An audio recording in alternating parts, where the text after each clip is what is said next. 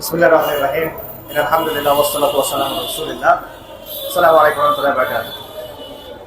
আমরা আজকে এখানে এসে কেন দাঁড়াইছি, আমরা আজকে কেন প্রতিবাদ করছি, এটা নিয়ে আপনাদের সহজভাবে কিছু কথা বলি। জাতিসংঘের মানবাধিকার বিষয়ক পরিষদের যে কার্যালয়, এটা অনেকের কাছে খুব ভালো বিষয় মনে হতে পারে যে মানবাধিকার একটা ভালো বিষয়, মানবাধিকার বিষয়ক কার্যালয় হচ্ছে, মানবাধিকার থাকবে। এখানে সমস্যাটা আসলে কোথায়? সমস্যাটা হলো যে এই ব্যাপারগুলো আসলে এতটা সহজ সরল না।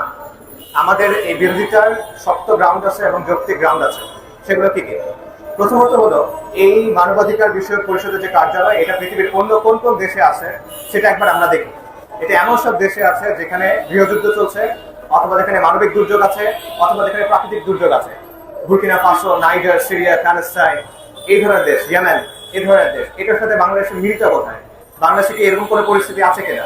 কেন বাংলাদেশে এটা হতে হবে? এটা একটা বড় প্রশ্ন। দ্বিতীয়ত যে বিষয়টা আছে সেটা হলো, দক্ষিণ পূর্ব এশিয়ার বিভিন্ন দেশে এর আগে এই কার্যালয় প্রতিষ্ঠা করার চেষ্টা করা হয়েছে এবং সেই সব দেশের লোকেরা এটা প্রত্যাখ্যান করেছে। বিশেষ করে আমরা পত্রিকাতে দেখেছি যে শ্রীলঙ্কা এবং নেপাল, এই দেশগুলোতে 10 বছরের বেশি সময় ধরে এই কার্যালয় স্থাপন করার চেষ্টা করা হয়েছে, তারা সেটা বিরোধিতা করেছে। কেন তারা সেটা বিরোধিতা করলো, আর কেন আমাদের দেশে এত দ্রুততম সময়ের মধ্যে এটা বাস্তবায়ন করা হচ্ছে? আমরা পত্রিকাতে দেখলাম যে 5ই অগস্টে খুনি হাসিনার পতনের পর মাত্র 1 মাসের ব্যবধানে সেপ্টেম্বরে নাকি এই বিষয়ে প্রস্তাবনা দেওয়া হয়েছে, এবং এর চেয়েও দ্রুততম সময়ে কারোর সাথে কোনো আলোচনা ছাড়া, পর্যালোচনা ছাড়া, কোনো স্টেক হোল্ডারের মতামত নেওয়া ছাড়া হুট করে আমাদের 2 দিন আগে জানিয়ে দেওয়া হলো যে এই সিদ্ধান্ত বাস্তবায়ন করা হবে। এটা কার সাথে, কার মতামত নিয়ে জিনিসটা করা হচ্ছে? এখানে প্রশ্ন তোলার অবশ্যই জায়গা আছে। তৃতীয় যে বিষয়টা, সেটা দেখেন যে বাংলাদেশ একটা জটিল ভূ রাজনৈতিক সমীকরণের মধ্যে আছে। আমরা জানি আমাদের পাশের যে দেশ মিয়ানমার, সেখানে সিভিল ওয়ার চলছে, গৃহযুদ্ধ চলছে, সেখানে আঞ্চলিক বিভিন্ন শক্তি, আন্তর্জাতিক বিভিন্ন শক্তি, তাদের প্রক্সি ওয়ার চলছে। এই ব্যাপারটা আমাদের পাশেই ঘটছে। আমরা জানি আমাদের পার্বত্য চট্টগ্রাম, সেখানে বিভিন্ন সশস্ত্র দল আছে, বিভিন্ন বিচ্ছিন্নতাবাদী দল আছে, এবং তাদের মধ্যে সেসিশনিস্ট দল আছে। এই জটিলতা সেখানে আছে। পাশাপাশি আমরা বিভিন্ন সময় পড়ি যে বঙ্গোপসাগর নিয়ে বা সেন্ট মার্টিনস নিয়ে নাকি অনেকের আগ্রহ আছে। আমরা বিভিন্ন সময় পড়ি যে পৃথিবীতে এখন একটা নতুন স্নায়ুযুদ্ধ চলছে, যেটা কেন্দ্র হতে যাচ্ছে এশিয়া। তো যখন এই সবগুলো বিষয় আমরা মিলাই এবং এগুলোর সাথে আমরা মিলাই যে এই কার্যালয়টা আমাদের এখানে এই দেশে হতে যাচ্ছে, যেটা শুধুমাত্র গৃহযুদ্ধ কবলিত, মানবিক দুর্যোগ কবলিত এরকম জায়গাতে হয়, তখন সেটা আমাদের মধ্যে আশঙ্কা তৈরি করে। আপনারা যে সভরেন্টির কথা বলেন, স্বাধীনতার কথা বলেন, বা টেরিটোরিয়াল ইন্টিগ্রিটির কথা বলেন, সেটা নিয়ে আমাদের মধ্যে আশঙ্কা তৈরি হয়। এবং সবচেয়ে গুরুত্বপূর্ণ যে বিষয়, যে জাতিসংঘের মানবাধিকার বিষয়ক কার্যালয় যে অফিস, মানবাধিকার বিষয়ক পরিষদের কার্যালয়ের যে অফিস, সেটা ঘোষণা দিয়ে এলজিবিটি এজেন্ডা প্রমোট করে, তারা বিকৃত যৌনতাকে অধিকার মনে করে, তারা ট্রান্সজেন্ডার বা প্রমোশন করে, এই বিষয়গুলো তারা ঘোষণা দিয়ে করে। এই জিনিসটা কখনোই কোনোভাবে মেনে নেওয়া সম্ভব না। আপনারা জানেন যে খুনি হাসিনার সময়, যখন হাসিনার রিজিম তাদের ক্ষমতার তুঙ্গে ছিল, সেই সময় আমরা এই বিষয়গুলো নিয়ে কথা বলেছি, সেই সময় আমরা এগুলো নিয়ে জনসচেতনতা তৈরি করার চেষ্টা করেছি, ট্রিমেন্ডাস পার্সোনাল রিস্ক নিয়ে। সেই অবস্থাতেও আমরা এটা বিরোধিতা করেছি। এদের কারণেই কিন্তু আপনারা বাংলাদেশের মানুষ জানেন না অনেক বিষয়গুলো, সাধারণ মানুষ, যে জাতিসংঘ থেকে কিন্তু 15 বছর আগে থেকে বাংলাদেশের সমকামিতাকে বৈধতা দেওয়ার জন্য কথা বলা হচ্ছে। 2009 সালে জাতিসংঘের ইউনিভার্সাল পিরিয়ডিক রিভিউতে বলা হয়েছে যে দণ্ডবিধির 377 নম্বরের ধারা এটা বাতিল করতে হবে। এটা নিয়ে বারবার চাপ দেওয়া হচ্ছে। বাংলাদেশে যারা বিকৃত যৌনতা লিপ্ত, তাদের অল্প কিছু লোক, তাদের কিছু গ্রুপ আছে, এসব গ্রুপের সদস্যদের এনজিওরা জাতিসংঘের মানবাধিকার কমিশনে নিয়ে গেছে। তারা সেখানে গিয়ে বক্তব্য দিয়েছে যে বাংলাদেশে এটা বৈধতা দিতে হবে। এই বিষয়গুলো নিয়ে তারা কাজ করেছে। আপনারা চিন্তা করে দেখেন যে বাংলাদেশে খুনি হাসিনার রেজিমের সময় হাজার হাজার মানুষ গুম হয়েছে, হাজার হাজার মানুষ নির্যাতনের শিকার হয়েছে, খুন হয়েছে, ক্রসফায়ার দেওয়া হয়েছে।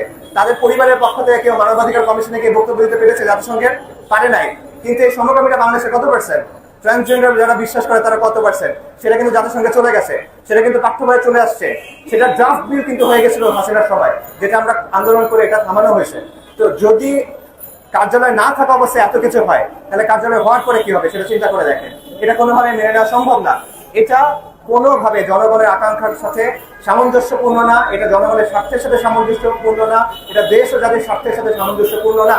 বলা হচ্ছে এটা ফ্যাসিবাদ বিরোধী সরকার, কিন্তু এই সিদ্ধান্তটা কিভাবে নেওয়া হলো? যেভাবে হাসিনার সময় আমরা দেখলাম যে ট্রানজিট দিয়ে দেওয়া হলো, করিডোর দিয়ে দেওয়া হলো, দেশের বিভিন্ন খাত আদানিদের হাতে উঠায় দেওয়া হলো, এটা কারোর সাথে আলাপ আলোচনা করে দেওয়া হলো, কিন্তু তাদের ইচ্ছা হচ্ছে দিয়ে দিচ্ছে গায়ের জোরে।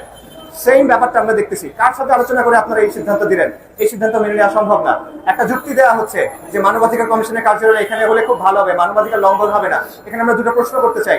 প্রথম প্রশ্ন হলো, একটা বিদেশি সংস্থা এসে আপনার এখানে এই ব্যাপারগুলো তত্ত্বাবধান করবে, কাজ করবে? আপনারা যে স্বাধীনতার সভরেন্টির কথা বলেন, সেটার সাথে সামঞ্জস্যপূর্ণ হলো কিনা? আর এই বিদেশি সংস্থাগুলো তাদেরকে কোনো এজেন্ডা নাই, তারা নিউট্রাল সবসময়, এটা একটা ব্যাপার। দ্বিতীয় প্রশ্ন হলো, আপনারা বলেন মানবাধিকার লঙ্ঘন হবে না, ফিলিস্তিনে তো এদের কার্যালয় আছে, ফিলিস্তিনে গত 1 বছরের বেশি সময় ধরে গণহত্যা চলতেছে, কোন মানবাধিকার তারা সেখানে রক্ষা করছে? এই পশ্চিমা দেশগুলোই তো ফিলিস্তিনের যে গণহত্যা সেটা মদতদাতা, এবং জাতিসংঘ সেই গণহত্যার নিষ্ক্রিয় দর্শক অথবা সক্রিয় সহকারী। তো তারা এখানে আসলে কোন মানবাধিকার রক্ষা করবে? তো এই ধরনের ফাঁকাগুলি বাংলাদেশের মানুষ বিশ্বাস করে না, বাংলাদেশের মানুষ অত বোকা না যে বিষয়টা কার্যকর করে ফেলা যাবে।